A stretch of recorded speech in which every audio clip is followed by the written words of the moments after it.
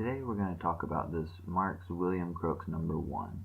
So this engine was introduced in 1959 in anticipation of the anniversary of the Civil War the next year. The same reason why Lionel, Marx, and American Flyer all came out with old-timey 440s in 1959. The Crooks is celebrated as being one of the most unique-looking engines Marx made. I agree, but after having a closer look at this thing, I realized that Marx was up to old habits with reusing a lot of parts. First, the wheels. The old-timey spoked wheels look great on the Crooks, but along with the leading truck and truck mounting bracket, they are actually borrowed from the 333 seen here. Second, we have this E-unit. Marx engines rarely had rear-mounted E-units like this.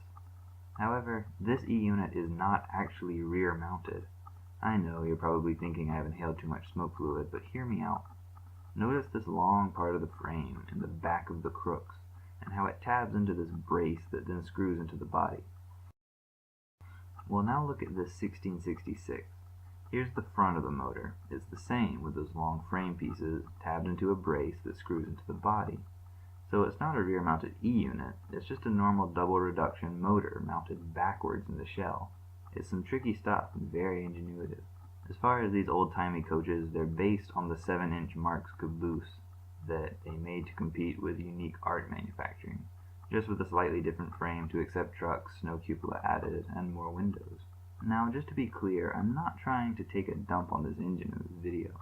I love the Crooks, I run it all the time, and it gets a lot of attention it shows. I think the reuse of parts from this engine was a great idea. It kept costs down and makes repair easier today because it uses so many common parts. Overall, this is a great engine, definitely one you should add to your collection.